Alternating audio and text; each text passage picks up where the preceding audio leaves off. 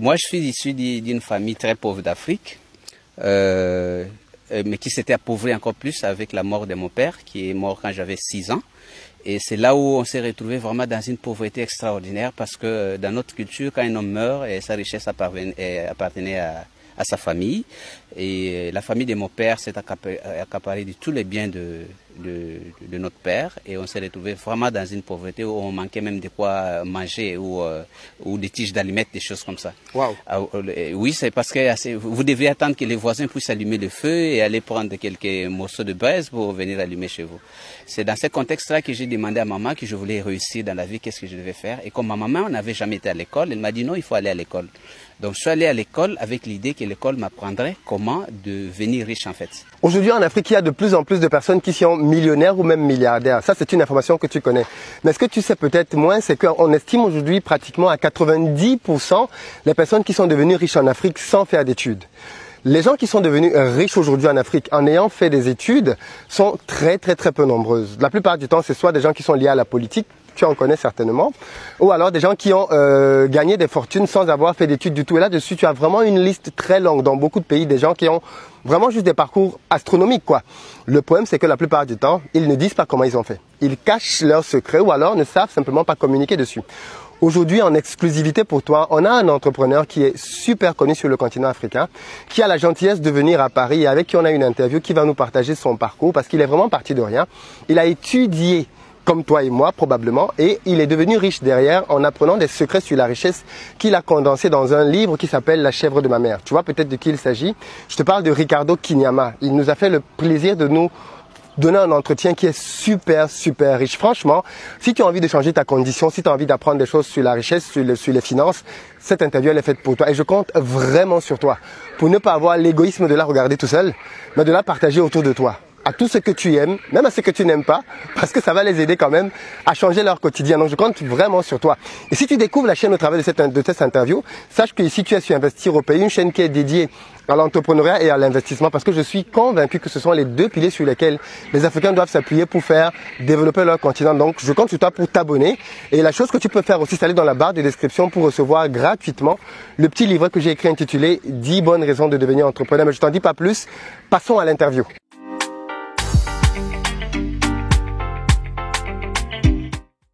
Bonjour Ricardo. Bonjour, bonjour Philippe. Merci beaucoup de nous avoir fait le plaisir et le privilège d'être avec nous cet après-midi pour cette interview. Est-ce que tu peux juste te présenter pour ceux qui ne te connaissent pas? Qu'est-ce que je dirais? Je suis Ricardo Quignama. Je suis un self-made man, un entrepreneur parti de rien. Mais oui. je suis plus connu comme auteur du livre La chèvre de ma mère. Donc, comment devenir riche en partant de rien. Un livre que j'ai écrit pour montrer à tous ceux qui veulent devenir riches en partant de rien comment j'avais fait ce parcours afin qu'ils aussi puissent trouver comment ils peuvent aussi le faire. Voilà. Justement, moi j'ai découvert ton livre La chèvre de ma mère et franchement c'est un livre juste génial. Parle-nous un peu de toi justement. Comment tu as fait toi pour découvrir le secret? Comment on fait pour partir de rien et finalement devenir riche en Afrique? Parce que toi tu viens du Congo, c'est bien ça? Oui, c'est Congo et l'Angola. Je suis entre les deux pays. Oui. Évidemment, la première chose, j'avais d'abord découvert l'illusion dans laquelle nous formons. L'illusion d'aller à l'école et de croire que quand on a été formé, donc on va réussir dans la vie. J'ai été formé sous cette illusion. Et les jours où j'ai découvert par la pratique que malgré ma formation universitaire, je n'étais pas capable de me prendre en charge financièrement, j'ai commencé à me poser d'abord des questions parce que j'avais fait la philosophie, si ce qu'on nous avait dit était vrai. Et là, je me suis rendu compte que c'était une demi-vérité. Donc, ce n'était pas vrai. C'est pas que tout le monde qui étudie ou un diplôme te donnait accès à devenir riche. D'ailleurs, vous voyez que des millions de gens ont des diplômes aujourd'hui et ils ne sont pas riches. Et j'ai commencé donc à faire des recherches pour savoir et si quelqu'un voulait devenir riche, qu'est-ce qu'il devait faire? C'est là où je suis allé découvrir ces domaines qui étaient cachés des Africains, parce que nous devons savoir que l'Occidentaux qui est venu et les Occidentaux qui sont venus nous amener la civilisation étaient venus nous apprendre certaines informations, mais forcément ils nous ont pas tout appris et nous n'avons presque rien appris sur les domaines des richesses, de l'argent, comment devenir riche. Et je suis allé découvrir que nos ancêtres avaient une compréhension de l'argent, une perception et une manière de vivre avec l'argent beaucoup plus évoluée que les Africains qui ont été formés à l'école conventionnelle. Et là, je commence à faire donc des recherches, bien sûr, à partir des Américains, hein, parce que c'est dans cette école qu'il y a beaucoup. Bien sûr. Voilà. Et moi, je pense que ma contribution, c'était plus parce que la richesse est culturelle, d'amener cette compréhension dans le cadre africain. Comment l'Africain comprend l'argent et qu'est-ce qui ne marche pas dans la culture de l'Africain aujourd'hui. Mais ça, c'est un problème parce que justement, moi, je me suis rendu compte en lisant beaucoup de livres d'Américains que c'est très bien, mais ça ne s'applique pas à l'Afrique. C'est-à-dire que même si les principes sont vrais, mais les cas pratiques, on ne les retrouve pas dedans. Et moi, j'ai beaucoup aimé un livre comme le tien parce que toi, tu parles des réalités africaines, justement. Oui. Tu parles d'une chèvre. Oui. Un Américain ne parlera jamais d'une chèvre. Oui, mais c'est bien sûr parce que tu peux pas aussi venir parler des pièces de rechange des TGV en Afrique où il n'y a pas de TGV. Donc, on doit savoir que la richesse est culturelle et on doit parler de la richesse dans un langage qui permet à la personne de comprendre dans sa culture. Et le problème maintenant, l'Africain ne comprend justement pas ce que c'est la richesse parce qu'on lui parle dans un langage occidental. Et c'est pour cela que l'Afrique est pauvre aujourd'hui. Alors, nous amenons cette contribution scientifique de lui faire comprendre dans sa culture c'est quoi la richesse. Vous voyez, quand il y a un billet de 100 € et une chèvre, il ne sait pas faire la relation entre la chèvre et le billet de 100 €. Mais on lui dirait, mais justement, les 100 €, c'est un papier qui représente la valeur de ta richesse. Qui représente la richesse. Voilà. Alors, l'utilisation de la richesse, ce qui est très important, l'utilisation de la richesse, il va comprendre quand il comprend d'abord la valeur de la richesse. Vous avez vu que le livre La chèvre de ma mère a changé énormément de personnes. Oui. Parce que je pense que les Africains avaient besoin d'un livre qui les aidait à comprendre la logique, le principe et les dynamiques de la richesse. Et je suis sûr qu'il y aura de plus en plus d'Africains qui pourraient devenir riches quand ils auront compris. J'appelle ça l'arithmétique parce que vous ne pouvez pas aller faire des équations à plusieurs intégrales si vous ne maîtrisez pas l'arithmétique de base. Alors cette base est indispensable. Ça m'a aidé moi-même. Vous savez que j'ai débuté dans les affaires en 2007 avec... Tu peux juste te rapprocher? Oui. Mais vas-y, je veux pas que tu sortes du cadre. En 2007 avec un capital de près de l'équivalent de la chèvre de ma mère. Et jusqu'à ce que j'ai atteint les statuts millionnaires, je n'avais jamais pris de crédit. Oui, c'est vrai qu'il faut prendre des crédits après. Mais jusqu'à ce jour, je n'avais pas pris. Mais c'était parce que j'avais une intelligence financière et une culture financière qui vaut plus que de l'argent au début d'une affaire. Ben écoute, justement, moi je veux que tu nous parles un peu de ton parcours personnel. C'est-à-dire là, tu viens de nous parler un peu effectivement de tout ce que tu as vécu dans les grandes lignes. Mais je veux qu'on entre un peu dans les détails et que tu nous dises d'où tu viens, ton background et surtout par quelle situation familiale tu es passé. Je les connais un peu parce que je connais un peu ton parcours. Voilà. Mais je veux que tu les racontes un peu à ceux qui vont te découvrir pour qu'ils voient à quel point tu viens de loin. Depuis l'histoire familiale dans ton village avec ta mère, avec la vraie chèvre. Voilà. Et comment tu as progressé jusqu'au jour où tu es devenu millionnaire. Et les grandes leçons que tu as apprises. Moi, je suis issu d'une famille très pauvre d'Afrique, mais qui s'était appauvrie encore plus avec la mort de mon père, qui est mort quand j'avais 6 ans. Et c'est là où on s'est retrouvé vraiment dans une pauvreté extraordinaire, parce que dans notre culture, quand un homme meurt, sa richesse appartenait à sa famille. Et la famille de mon père s'est accaparée de tous les biens de notre père, et on s'est retrouvé vraiment dans une pauvreté où on manquait même de quoi manger ou des tiges d'allumettes, des choses comme ça. Wow. Oui, c'est parce que vous devez attendre que les voisins puissent allumer le feu et aller prendre quelques morceaux de braise pour venir allumer chez vous.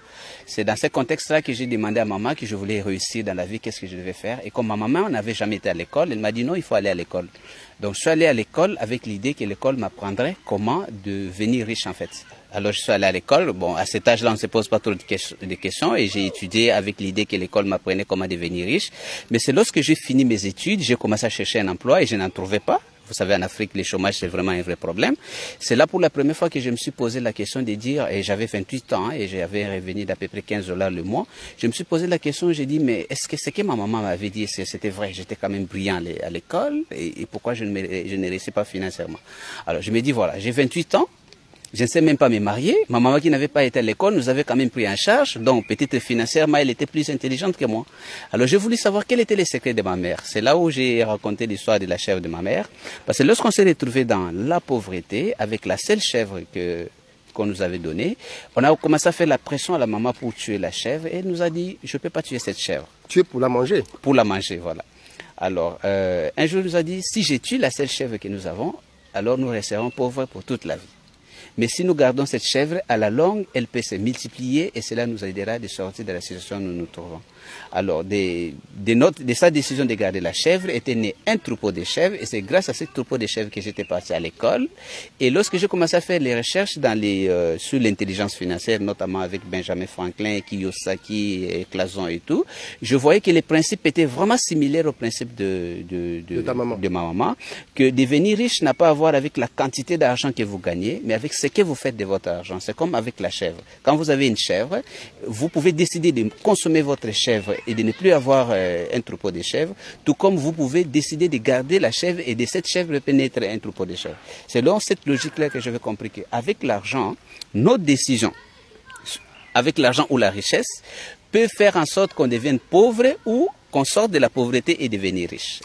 Et là, j'avais décidé donc d'adopter donc le comportement de ma mère. J'ai commencé à épargner une partie de mon argent. Oui, avec les petits 15 $. Avec les petits 15 $, parce que c'est le principe. Benjamin Franklin dit, tout celui qui gagne tout ce qu'il doit gagner et qui épargne ce qui peut épargner, excepté les dépenses nécessaires, finira par devenir riche. Alors, j'ai commencé à épargner 10 $ sur les 15, et un jour, j'ai eu 50 $, et ces 50 $ que j'ai dit, voilà, c'est la chèvre de ma mère. Au lieu d'utiliser ces 50 $ pour la consommation, je vais essayer de garder ces 50 $ et trouver les moyens pour le faire fructifier pour qu'un jour aussi que je puisse avoir un troupeau de chèvres. Mais bien sûr, comme c'était l'argent en papier, maintenant j'étais obligé donc d'apprendre sur comment l'argent se multiplie. C'est d'ailleurs comme ça que j'ai viré vers le business et l'entrepreneuriat, où j'ai appris, bon voilà, c'est basé sur la loi de l'offre et des demandes, il faut offrir un service, il faut vendre quelque chose. Et j'ai travaillé graduellement avec ces principes pour quitter des 50 $ à 400 $, des 400 $ à 3500 $, des 3500 $ à 6500 $, des 6500 $ à 15 000. C'est appliquant les mêmes principes. On produit plus, on épargne une bonne partie pour augmenter son capital, on investit encore, que voilà, je suis devenu l'homme d'affaires que je suis devenu. Justement, c'était important parce que c'est un principe qui te permet d'avoir une des choses qui manque aux pauvres, le capital, et surtout le capital financier. Tout à fait. Et nous pouvons apprendre tout cela à partir du livre La chèvre de ma mère. Justement, tout ça figure dans ton livre. Hein. Tu racontes ton histoire, et plus en détail d'ailleurs. Plus en détail, parce que je me suis dit, il y a énormément de gens, énormément d'Africains qui sont dans le piège de l'emploi, de la pauvreté, qui gagnent parfois beaucoup plus que ce que je gagnais, mais qui ne s'en sortent pas parce que justement il y a des informations. Il y a beaucoup de gens, surtout ici en Europe, qui disent la même chose, c'est-à-dire j'ai trop de charges. Et je pense que tu abordes un peu cette question-là dans ton livre, c'est-à-dire ils disent qu'ils ont un salaire, l'argent rentre tous les mois. D'ailleurs, tu en parles un peu dans ton livre quand tu catégorises en 3 parties. Voilà. Comment est-ce qu'on gère l'argent? Parce que leur problème, ce n'est pas les problèmes de charge, c'est le problème de pauvreté. C'est une pauvreté anthropologique en fait. Le fait que l'école n'a pas préparé, l'école nous a préparé professionnellement comment gagner de l'argent. Mais l'école n'a pas appris aux gens comment vivre avec l'argent, surtout comment vivre avec le peu pour sortir de la pauvreté, atteindre l'indépendance et devenir riche, vous voyez. Alors ce sont des gens qui n'ont aucune compétence, aucune information et ils ont donc cette incapacité à vivre avec l'argent. Donc je devais expliquer aux gens comment il faut s'y prendre. Qu'est-ce qui doit se faire par principe? Parce qu'il faut pas, les riches ne vivent pas avec l'argent d'après les besoins, ils vivent par principe. Tout à fait. Par principe, l'argent, c'est de la richesse. Et Dieu a créé la richesse une fois. Dieu a créé le maïs. Lorsque vous sémez le maïs par la loi divine de la prospérité, un sac de maïs peut en produire 10 par exemple. Mais vous devez avoir la sagesse de savoir que quels que soient les besoins, il faut conserver au moins un sac parce que ce sac-là vous permettra de cultiver prochainement. Donc si vous mangez les 10, vous allez mettre fin à la loi de la prospérité et vous allez rester dans la pauvreté. La même chose, de tout ce que vous gagnez, vous devez donc réduire votre standing de vie, vous devez vivre en fonction de ce que vous gagnez et respecter la loi de consommer au moins jusqu'à 90% ou 90% de ce que vous gagnez et destiner 10% minimum à la création d'un capital pour que demain le capital travaille parce que vous ne deviendrez riche que lorsque l'argent va travailler pour vous. Et vous ne pouvez pas attendre que cet argent tombe du ciel parce que dans la logique capitaliste, quand tu n'as rien, c'est comme la logique biblique, hein, on ne donne pas à celui qui n'a pas. Donc si tu n'as rien, on ne te donne pas les crédits. Si tu es employé, on ne te donne pas les crédits d'investissement. Donc tu es obligé de faire ces premiers pas et on te donnera quand tu auras. Voilà. Donc c'est un livre qui peut vraiment aider les gens comment partir de rien. Parce que faire, c'est pas de 0 à 1, c'est le plus important. Après, ça devient beaucoup plus facile. Du coup, Ricardo, ton livre, La chèvre de ma mère que tu as là en main, comment on fait pour se le procurer? Je pense que la chèvre de ma mère aujourd'hui est disponible en France à travers les sites ricardokanyama.com ou sur amazon.fr. Il est disponible sur amazon.ca, Amazon Canada. Il est aussi disponible en Afrique, au Cameroun, en Côte d'Ivoire, en Angola, en RDC et je pense que dans plusieurs autres pays. Nous sommes en train de travailler parce que pour nous, nous disons c'est le point de départ pour la révolution financière et économique en Afrique. Nous nous battons encore pour que ces livres arrivent partout en Afrique, mais ça se trouve déjà dans ces points de vente. Et je vais mettre tous les liens disponibles pour pouvoir acquérir le livre dans la barre de description. Donc si tu veux profiter de toute la sagesse et l'expérience de Ricardo, tu vas dans la barre de description et tu trouves le lien qui te permet d'acheter le livre en fonction de là où tu es sur la planète. Voilà. Mais écoute Ricardo, tu es à Paris pour quelques jours. Bon, je suis à Paris. Enfin, Paris a tellement fait pression. Mes lecteurs, ceux qui entendent parler de Ricardo, parce que parfois, j'aime aider les gens, mais parfois le temps ne nous permet pas. Mais là, j'ai trouvé un petit temps. Je vais rester avec vous pendant 15 jours. Donc, 7 jours ici à Paris, 7 jours à Lyon aussi, parce qu'on m'attend à Lyon. Je vais donner des conférences, des séminaires, des coachings, mais surtout des orientations à des gens qui se demandent comment s'y prendre pour réussir en entrepreneuriat ou à partir de là où ils se trouvent. Ça peut être d'un emploi, ça peut être d'un petit business. J'ai une conférence demain, une conférence jeudi, une autre intervention vendredi. Ce qu'on va faire, c'est que je vais mettre la liste aussi de tes interventions en barre de description. Comme ça, si quelqu'un a un endroit où tu vas intervenir, il peut venir pour te rencontrer directement. Alors, moi, ce que je te propose, c'est que quand tu reviens à Paris, justement, qu'on puisse tenir un direct dans lequel les gens vont pouvoir te poser des questions. En live, si vous aurez déjà publié cette vidéo, normalement cette vidéo sera déjà sortie. Ça va permettre. Du coup, je compte sur toi, je compte vraiment sur toi pour partager massivement la vidéo, justement pour qu'il y ait le maximum de personnes qui sachent que Ricardo est là. Et puis que le live, quand il sera là, tu puisses poser tes questions en direct. Mais le mieux quand même, si tu peux, c'est d'acheter le livre avant. Comme ça, pendant le live, s'il y a des trucs que tu n'as pas compris par rapport au livre, tu puisses lui poser des questions pour avoir des clarifications. Mais d'après toi, Ricardo, pourquoi est-ce que les gens devraient lire ce livre? Je crois que l'école nous a préparés à réussir financièrement. Mais aujourd'hui, si vous observez, beaucoup de gens réussissent sur le plan professionnel, réussissent professionnellement, mais échouent sur le plan financier. Ils ne sortent même pas de l'étape de l'indépendance financière. Alors, de même que l'école vous a préparé pendant 18 ans à réussir professionnellement, ces petits bouquins vous préparent à réussir financièrement. Et ça vous permet d'atteindre le niveau que la grande majorité n'atteindra jamais, au moins le niveau d'indépendance financière. Donc c'est comme une clé, parce que la connaissance est comme une clé. Il faut une clé appropriée pour ouvrir une porte. Et ce livre, non seulement m'a aidé moi, mais a aidé énormément de gens qui l'ont lu. Et moi je me dis que c'est ma contribution pour des millions de gens qui n'aimeraient pas finir la vie dans la pauvreté, dans la dépendance, dans l'esclavagisme, qu'ils veulent sortir parce que c'est lorsqu'ils progressent que notre continent ou le monde, l'humanité progressera. Et je pense que c'est très important. Beaucoup de gens qui lisent les livres aujourd'hui disent Ricardo, si j'avais lu ces livres il y a 20 ans, il y a 10 ans, je ne serais pas ce que je suis aujourd'hui. Alors je n'aimerais pas que les gens regrettent dans 10 ans, 20 ans, 10 ans. Mais si on savait à ce moment-là, Philippe, tu devais bien nous expliquer que c'était un livre important parce que les gens ils n'ont pas beaucoup de temps. Mais du coup, voilà, votre vie est tellement importante et la vie financière, les succès financiers est tellement important et ça vaut la peine donc de prendre 1 ou 2 jours pour savoir de quoi il est question dans les livres La chèvre de ma mère. Super. Mais Ricardo, en début de cette interview, justement, j'ai fait prévaloir le fait que beaucoup de gens qui sont riches en Afrique n'ont pas fait d'études. Oui. Beaucoup de gens qui sont en Afrique aujourd'hui, malheureusement, ne partagent même pas sur leurs secrets de richesse. On aime bien dire que les Africains cachent les secrets de leur richesse. Est-ce que toi, Ricardo, tu peux nous dire quelle est la différence entre toi aujourd'hui et l'un de ces multimilliardaires-là? Bien sûr, il y a une différence de taille parce que ces gens, j'appelle ça nos parents. Cette génération de nos parents qui étaient devenus riches ne nous avaient pas transmis leurs secrets. Du coup, quand vous n'avez pas les secrets des anciens, vous n'avez pas comment répéter leurs exploits.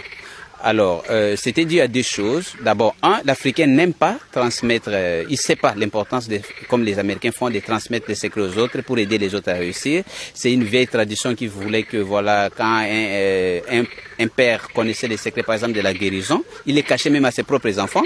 Il va leur dire, je pense, à un seul enfant et avant sa mort, ce qui fait que l'Africain a perdu de la connaissance comme ça. Ça, c'est une première raison. Donc, il ne savait pas l'importance de le faire. La deuxième raison, c'est que, vous savez, les philosophes disent, la pratique sans théorie est aveugle et la théorie sans pratique est vide. Parfois, des gens, ils ont fait des choses. Vous voyez, nos parents, parfois, mettent du sel, mettent du sel dans la nourriture, mais ils peuvent pas l'expliquer, ils ne peuvent pas expliquer combien de grammes de sel il faut mettre dans combien de litres d'eau. Ils le font de façon empirique. Parce que pour communiquer sur quelque chose, il faut avoir des connaissances du niveau académique. Il faut comprendre les principes, il faut comprendre la logique, il faut comprendre scientifiquement la chose. Alors, moi, je représente donc cette génération de gens qui ont été à l'école, et qui n'ont pas eu la chance d'occuper des grands postes en politique et qui doivent réussir à partir de là où ils se trouvent, d'un emploi de départ, d'un petit salaire, d'un petit métier. Alors, à eux, je suis différent parce que j'amène une connaissance qui leur permet à eux de devenir riches. Comme ça, demain, nous aurons une génération de gens qui seront riches, non pas de ceux qui n'avaient pas étudié, qui ont travaillé de façon empirique, mais des gens qui ont étudié et qui savent exactement, scientifiquement, et voilà, et selon ce qui doit se faire, comment il faut faire à partir de rien pour devenir riche. Ben justement, excuse-moi, mais avant de se séparer, est-ce que tu as un message, le message de conclusion que tu veux donner avant le direct qu'on va faire? Je le rappelle, on va faire un direct avec Ricardo dans quelques jours. Donc, abonne-toi et active les notifications pour que tu ne rates pas le direct avec Ricardo. Quel est ton mot pour la fin?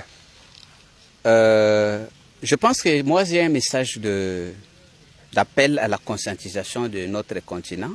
Aujourd'hui, nous sommes un continent marginalisé, nous sommes un continent exploité, humilié, et nous n'existons pas. Mais si nous n'existons pas, c'est parce que nous n'avons pas appris à utiliser l'arme qui est la richesse. Et je me dis, la pauvreté, nous devons la prendre au sérieux. C'est une pandémie comme le sida. C'est le sida économique. Il fait beaucoup de ravages. Il fait beaucoup de morts. En Afrique, beaucoup de gens meurent aujourd'hui jeunes, directement ou indirectement par l'effet de la pauvreté. Dès lors que nous avons découvert une solution qui peut aider, je pense que l'Africain aujourd'hui devait se mobiliser et savoir que ne plus attendre que quelqu'un vienne le rendre riche. Parce que devenir riche, c'est une responsabilité personnelle d'abord. Tu peux même être ici en France, n'attends pas que le gouvernement français te rende riche. Tu peux être aux États-Unis, n'attends pas que le gouvernement américain te rende riche. Et tu ne peux pas attendre que le gouvernement qui ne le fait pas pour les Français ici viendrait le faire pour toi, Africain. Il faut seulement savoir que de même que personne ne mange à ta place, personne ne peut devenir riche à ta place. Ça, c'est la première chose. C'est une responsabilité personnelle. Deuxième chose, il faut savoir que c'est possible. C'est possible. Toute personne, selon la loi de Dieu, avec la connaissance, parce que l'homme devient ce qu'il apprend. De même que vous n'avez pas vu des gens naître des médecins, des gens naître des avocats, ils ont appris et ils sont devenus. On peut apprendre à devenir riche et travailler avec ces connaissances et devenir parfaitement riche. Aujourd'hui, nous savons que les plus grands riches du monde, comme Jeff Bezos, comme Bill Gates et beaucoup d'autres, nous autres, on était pauvres comme n'importe qui, mais lorsqu'on a des connaissances nécessaires, on peut sortir de la pauvreté. Et lorsque vous réussissez, vous donnez la chance à l'Afrique, vous sauvez des millions de vies, vous donnez de l'espoir à ce continent. Donc c'est important que nous puissions savoir que l'Afrique a besoin de faire la révolution économique, comme l'Asie, comme la Corée l'a fait, comme la Chine, comme le Japon. Et cela doit commencer par la révolution mentale. Ça veut dire que nous devons enrichir notre mental avec ce genre de connaissances. Je suis convaincu que ce que Ricardo connaît aujourd'hui, si des millions d'Africains peuvent le connaître, l'avenir nous appartient. Mais du coup, effectivement, franchement, ce que tu dis là est excellent. Mais tu sais quand même qu'il y a un problème. Oui. C'est que malheureusement, dans notre culture, les gens ne lisent pas beaucoup. Donc si tu mets un trésor dans ton livre, il y a des chances que les gens passent à côté. Oui, mais écoute Philippe, si moi je souffre de la pauvreté, et là vous me dites que du coup il y a les diamants ici en bas, et je continue à te dire que je vais sortir de la pauvreté, et je ne vais pas prendre conscience qu'il faut que je change, que je creuse pour avoir les diamants, ce n'est plus ton problème, ça c'est mon problème. C'est vrai, l'Africain n'aime pas lire. Il y a même quelqu'un qui a dit, si tu veux cacher quelque chose à un Africain, il faut mettre dans les livres. Et moi-même, Ricardo, je n'aimais pas lire. Mais lorsque j'ai découvert que la solution se trouvait dans les livres, Nous ne lisons plus pour le plaisir. Nous lisons parce que notre vie a de l'importance. C'est le prix à payer pour sortir de là où nous sommes. Parce que la pauvreté actuelle en Afrique, ce n'est pas une pauvreté en termes de ressources naturelle. C'est une pauvreté anthropologique. Ça veut dire une absence de connaissances. Je ne sais pas si vous comprenez. Très bien. Donc nous lisons comme par sacrifice, nous devons prendre la décision de changer. Vous savez, quand une habitude vous amène à la mort, vous devez changer cette habitude. Et je pense qu'aujourd'hui, nous devons prendre conscience que la solution se trouve dans les livres. Et pas n'importe quel livre aussi. Il y a des 50 000 livres qui sont publiés par an. Je ne vous demande pas d'aller dévorer tous les romans qui se trouvent dans les librairies. Vous n'avez pas le temps. Mais il y a des livres qui vous aident à gagner, à réussir la vie personnelle, que ce soit la vie personnelle ou la vie financière. Et ces livres-là, je vous dis, si vous ne les lisez pas, vous pouvez étudier pendant 18 ans, travailler toute votre vie. Non seulement vous allez finir dans la pauvreté, mais votre enfant seront condamnés à faire le même parcours de travailler pour l'argent et rester pauvre. Donc, si vous savez lire, vous êtes obligé donc de changer cette habitude et c'est maintenant. Merci beaucoup Ricardo, je crois que c'est très clair. Merci Philippe. Merci. Du coup, Ricardo, justement, c'est super difficile et rare de t'avoir. Et je pense que le fait que tu es là va nous permettre de pouvoir travailler ensemble et de produire une formation. Je pense que le meilleur moyen quand même de pousser les gens à l'action, au-delà de la lecture, c'est de les encadrer en fait. Parce que moi, avec mon expérience de formateur, aujourd'hui, je me rends bien compte que les gens ont même parfois la volonté, la motivation, mais ils ont besoin qu'on les pousse. Ils ont besoin aussi qu'on les encadre. Parce que tout le monde n'est pas autodidacte. C'est-à-dire l'autodidacte, c'est celui qui lit un livre et sait appliquer derrière. Absolument. D'autres ont besoin d'être suivis. Et je pense que c'est peut-être une bonne idée qu'on prenne le temps, d'ici quelques jours, de produire une formation qu'on va mettre disponible pour le public, pour que les gens puissent la suivre et avec la possibilité même, pour ceux qui le souhaitent, d'un accompagnement derrière. Voilà. Je suis absolument d'accord, Philippe. Vous savez, lire seul, ça prend du temps. Et dans une formation, en fait, vous pouvez apprendre ce que vous auriez appris à la lecture de 50, 100 livres. Ça vous prendrait tout le temps. Vous savez, la formation, c'est plus rapide. Et c'est vrai que je n'ai pas beaucoup de temps, mais j'ai compris ce que vous avez dit. Des gens qui se posent des questions, ils travaillent, mais ils n'avancent pas. Ils travaillent, ils ont des rêves d'atteindre l'indépendance financière, d'investir, de devenir entrepreneur. Par où il faut commencer? Nous allons donner donc cette formation. Je vais donc ménager mon temps pour profiter. Vous savez, le temps, c'est time is money. Ça serait une formation cadeau qu'on pourrait faire peut-être à moins de 2 000 €, mais juste pour aider les gens. Si quelqu'un pense vraiment que sa vie est beaucoup plus importante que de l'argent, alors il n'a qu'à investir de l'argent pour un avenir meilleur. Je serai là.